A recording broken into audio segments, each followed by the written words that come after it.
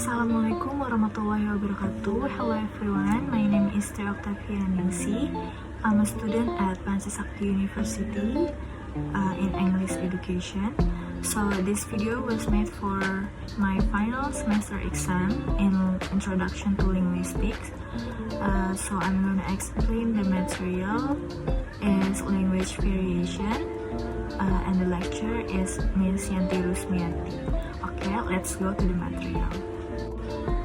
So the first slide is a definition of language variation.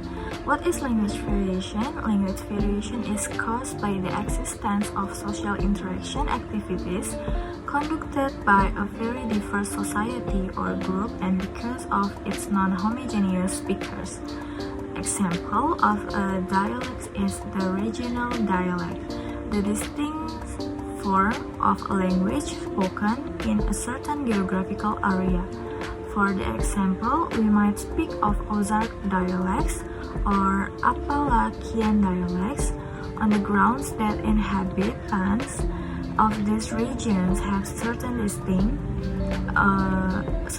linguistic features that differentiate them from speaker of the others form of English. Okay, next to the dialectal variation, the variety of language used in a particular geographical area. In terms of language variation that are based on its uses, the discussion is focused on the ways in which speech reflects to the context in which language is used and not the characteristic of the speakers.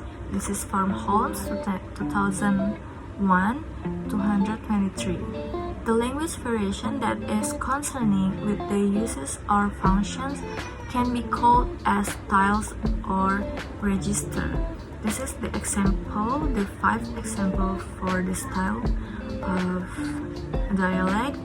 For the first one is frozen style, second formal style, casual style, intimate styles, and the consultative style. Example for dialectal variation. So here we have a British and American accent because the two of this is popular. So the British is car park and the American is parking lot, coach and bus, garage and service station, lay-by and rest area, lift and elevator, lorry and truck, and petrol and gasoline. Which one do you prefer? Move to kinds of language variation. The first is pidgin. A pidgin is a new language which develops in situations where speakers of different languages need to communicate but don't share a common language. The vocabulary of a pidgin comes mainly from one particular language called the lexicon, and early pre-pidgin is quite restricted in use and variable in structure. The second is Creole. When children start learning a pidgin as their first language and it becomes the mother tongue of a community, it's called a Creole. Like a pidgin, a Creole is a distinct language which has taken most of its vocabulary from another language, the lexicon, but has its own unique grammatical rules. The third is regional dialect. Regional dialect is not a distinct language but a variety of a language spoken in a particular area of a country. The difference from the standard variety may be linked to English proficiency or maybe a part of a range of varieties used to express identify. Next to the formal and informal language styles. To illustrate, in a formal setting, someone might offer coffee to a guest by saying, "Might I offer you some coffee?" Or perhaps, "Would you care for some coffee?" In an informal setting, the same speaker might well say, "Want some coffee?" or even "coffee."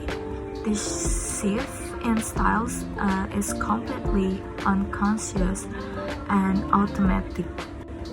Indeed, it takes some concentration and hard introspection to realize that we each use a formal and informal styles on different occasions. So last slide is slang and taboo. Any slang expression that should not be used in a particular situation. Taboo is something you're not supposed to say or do at all. And the slang is a word of phrase that's okay to say in spoken informal English, but you're not supposed to write it. For the example, in every country, it's taboo to marry your own brother or sister. It's something that is just never acceptable to most people.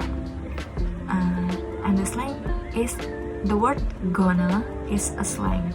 It's okay to say it in informal English, but you should write going to.